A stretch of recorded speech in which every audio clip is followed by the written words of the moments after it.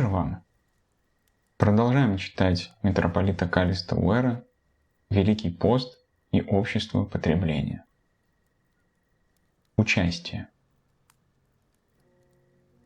Теперь третьим пунктом можем ли мы поставить вопрос о специфическом значении Великого Поста в сегодняшнем мире. Современное общество, как все мы сейчас остро осознаем, отмечено двойным распадом взаимоотношений или общения, распадом в человеческом сообществе и разложением в космическом сообществе. На человеческом уровне мы все видим не только рост беззакония и насилия, сопровождающиеся во многих странах ростом экономического неравенства богатых и бедных, но и, что самое главное, постоянно растущей угрозой существованию семьи, первичной социальной ячейки, на которой основываются все остальные общественные формы. На космическом уровне мы самым трагическим образом ослабили живительные связи, которые соединяли нас с окружающей средой. Уничтожая леса и создавая озоновые дыры в атмосфере, мы должны были бы вспомнить слова из канона во время опасности землетрясения, которые мы находим, например, в православном Большом Требнике. «Земля безязычно взывает, стеная: зачем вы, все люди, множеством злых деяний меня оскверняете?» Перед лицом этого двойного распада Великий пост есть попытка восстановить наши истинные отношения как с ближними, так и с остальным творением. Первый аспект, наша взаимозависимость как представителей человечества, особо выделен подбором чтений из Писания в предпостный период. Вникая в эти тексты, мы обнаруживаем, что, как любил повторять мой школьный учитель истории, это все так взаимосвязано, вы понимаете, так взаимосвязано. Первое. Незадолго до начала Великого Поста 2 февраля мы вспоминаем то, что на Западе известно как принесение младенца Христа во храм или очищение Девы Марии. В православной традиции этот праздник называется Сретение Господне. Когда на 40-й день младенец Иисус приносится своей матерью и названным отцом Иосифом в храм, и там его встречает старец Симеон и пророчица Анна, это символизирует встречу Спасителя его избранным народом. Таким образом, незадолго до действительного начала поста уже звучит его лейтмотив – встреча, общение, отношения. Я подлинно личность только в том случае, если открываюсь навстречу другим людям, смотрю им в глаза и позволяю им смотреть в свои. Другими словами, вы нужны мне для того, чтобы быть самим собой. Второе. За 3 недели до начала поста в богослужении начинает использоваться специальная книга «Постная триодь». Этот день известен у нас как неделя о мытаре и фарисее. Ошибка фарисея в том, что он отказывается видеть в мытаре своего брата. В безлюбовном неприятии мытаря фарисей отвергает сущностное отношение общения, которое соединяет его с ближними. Он является собой пример того пагубного состояния, которое мы стараемся преодолеть Великим постом. Третье. Следующее воскресенье – неделя о блудном сыне. Притча о блудном сыне – это в первую очередь история потери и нового обретения личных взаимоотношений.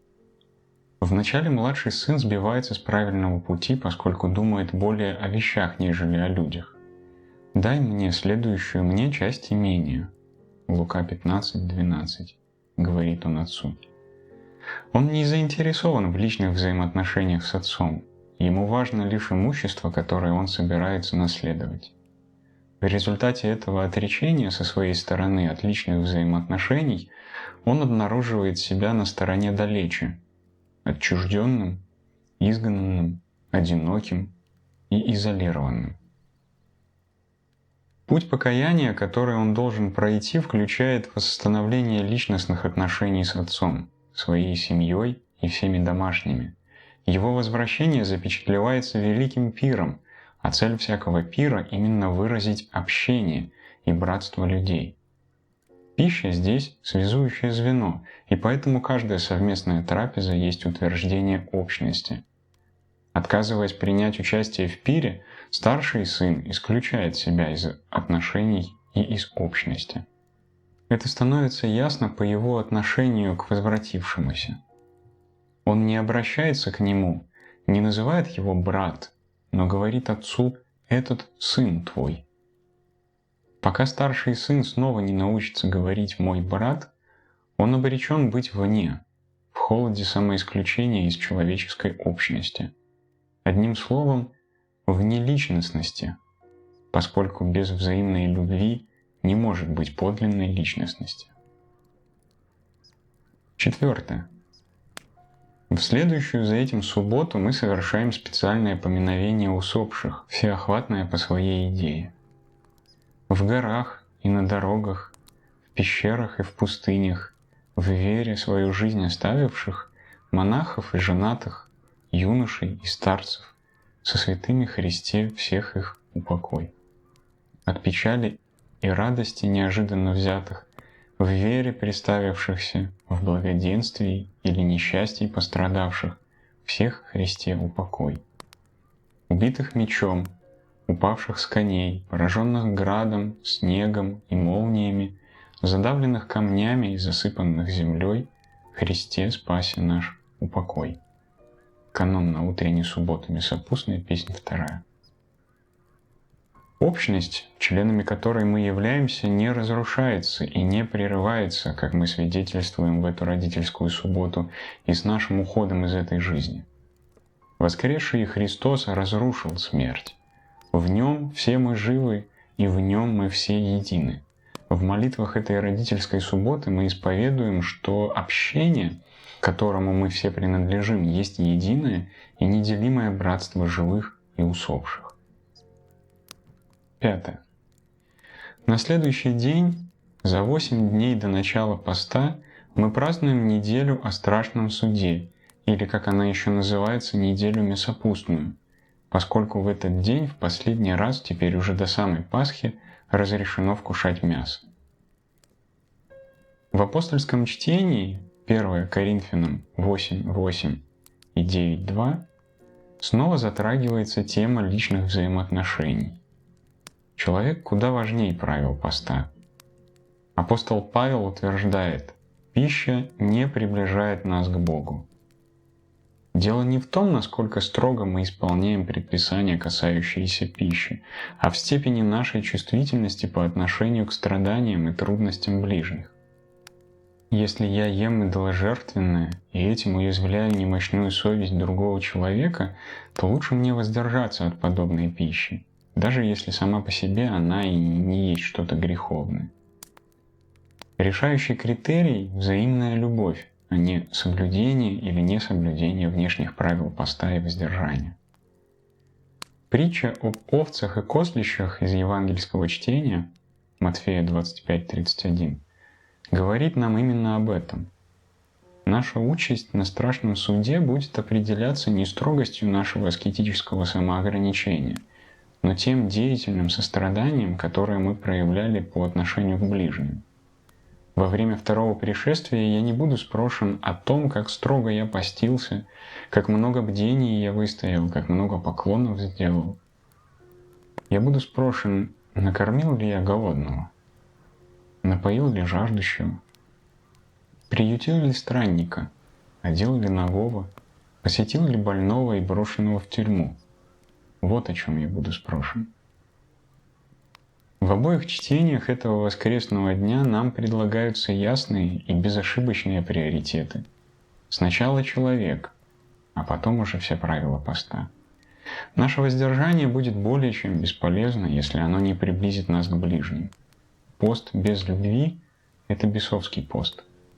Какая польза от воздержания, говорит святитель Василий Великий, если вместо мяса мы съедаем брата или сестру в жестокой сплетне? Лучше есть мясо и быть добрым и смиренным, чем питаться одной чечевицей и быть угрюмым ригористом. 6. В самом конце предпостного периода, непосредственно накануне собственно Великого Поста, наступает прощенное воскресенье. Апостольское чтение этого дня, Римлянам 13:11, поднимает ту же тему, что и апостольское чтение предыдущего воскресенья. Кто ест, не уничижай того, кто не ест. И кто не ест, не осуждай того, кто ест, потому что Бог принял его. Если мы постимся с духом осуждения, мы лишаем наш пост всякой духовной ценности. Господу важна не моя диета, а мои отношения с другими. Более яркая и рельефно та же мысль проступает в евангельском чтении этого воскресенья. Здесь Иисус подчеркивает решающее значение взаимного прощения. А если не будете прощать людям согрешения их, то и Отец ваш не простит вам согрешений ваших. Матфея 6:15. И смысл здесь не в том, что Бог отказывает нам в прощении, как бы намеренно удерживая его. Напротив, Бог всегда готов простить нас. Но если с нашей стороны мы не желаем распространить это прощение на других, то просто оказываемся неспособными вместить сердцем дарованное нам Господом прощение. Пока мы сами не начнем прощать, мы не будем открыты для Божьего прощения. Не Бог нас не впускает, но мы нашим жестокосердием и неумолимыми обидами захлопываем дверь перед Его лицом. Идея евангельского чтения этого воскресенья зримо воплощается в чине взаимного прощения, который в тот же день совершается во многих монастырях и приходских храмах в конце вечерней службы. Настоятель монастыря или прихода, преклонив колени перед своей паствой, просит прощения.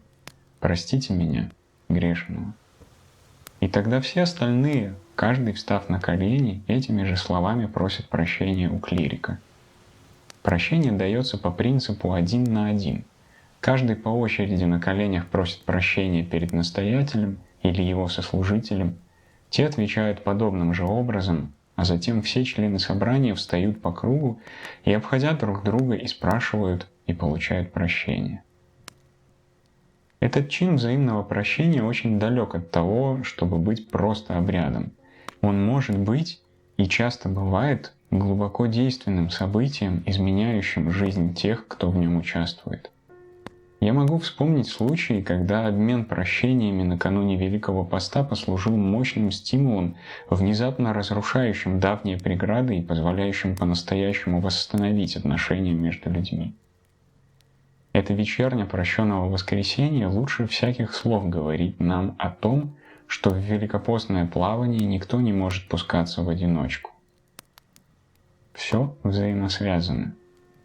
Предпостный период отчетливо показывает нам подлинный характер Великой Четыредесятницы. Весеннее время поста — это время, когда по милости Божией оттаивают наши оледенелые сердца, и мы снова оказываемся в общении с Богом и друг с другом. Обе эти формы отношений с Богом и с человеком неотделимы друг от друга. Я не могу стать ближе к Богу, пока я не стал ближе к человеку рядом со мной, и наоборот. В этом смысле Великий пост есть не только принесение жертвы, не только миссия, но и взаимная любовь. Цель поста — сломить преграды так, чтобы мы смогли более полно разделить свою жизнь с Богом и друг с другом. С определенной точки зрения цель Великой Четыредесятницы — децентрализация, удаление моей падшей самости с центра моего внимания, дабы освободить в моем сердце место для ближних и для Творца.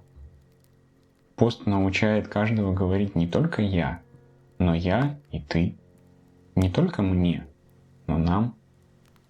В нашем сегодняшнем обществе потребления, в котором как в таковом господствует себелюбие и вожделение, это наделяет Великий пост значимостью и актуальностью.